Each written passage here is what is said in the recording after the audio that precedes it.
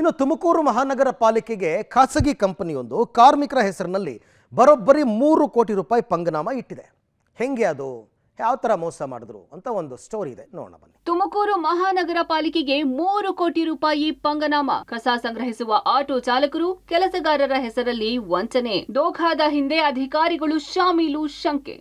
ಕಸ ಸಂಗ್ರಹಿಸುವ ಆಟೋ ಚಾಲಕರು, ಕೆಲಸಗಾರರ ಹೆಸರಲ್ಲಿ ತುಮಕೂರು ಮಹಾನಗರ ಪಾಲಿಕೆಗೆ ಖಾಸಗಿ ಕಂಪನಿ ತಿರುಪತಿ ನಾಮ ಇಟ್ಟಿದೆ.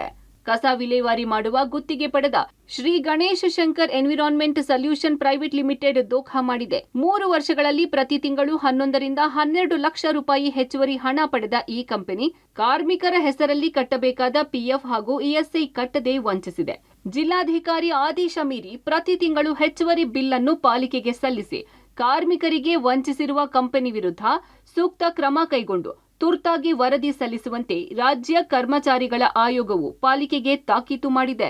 ಸರಿಸುಮಾರು 3 ವರ್ಷದಲ್ಲಿ 3 ಕೋಟಿ ಹಣವನ್ನು, ಹೆಚ್ಚುವರಿ ಹಣವನ್ನು ಗುತ್ತಿಗೆದಾರರಿಗೆ ನೀಡಿದ್ದಾರೆ. ಅದಕ್ಕೆ ಉದಾಹರಣೆಯಾಗಿ ಇವರು 93 ಆಟೋ ಚಾಲಕರಿಗೆ 19,981 ರೂಪಾಯಿ ಪೇಮೆಂಟು ಪ್ಲಸ್ ಅವರ ಸರ್ವಿಸ್ ಚಾರ್ಜ್ ಎಲ್ಲ ಸೇರಿಸಿ 18,58,233 ರೂಪಾಯಿ ಆಗುತ್ತೆ. ಪ್ಲಸ್ ಪ್ಯಾಕೇಜ್ ನಂಬರ್ 2ನಲ್ಲಿ 51 ಜನ ಡ್ರೈವರು, 15 ಜನ JCB ಡ್ರೈವರ್ ಅಂತಾರೆ, ಇರೋದೇ 4 JCB ಇರೋ ಅವ್ರು 15 ಜನ ಅಂತ ಮಾಡ್ಕೊಂಡವ್ರೆ.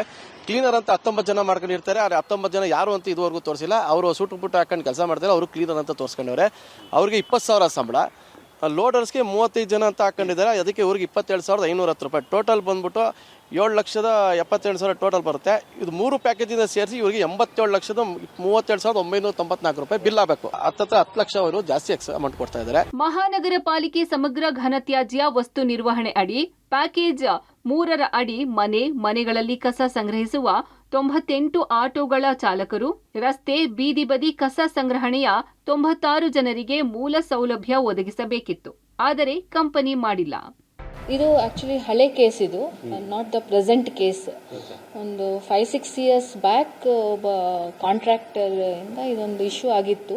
ಸೊ ಆಲ್ರೆಡಿ ಇವಾಗ PF ಬ್ಯಾಂಗ್ಳೂರ್ ಡೆಪಾಸಿಟ್ ಆಗಿರಲಿಲ್ಲ, ಅವರು ಇದಕ್ಕೆ ಬರ್ತಾ ಇರಲಿಲ್ಲ ಅಮೌಂಟು.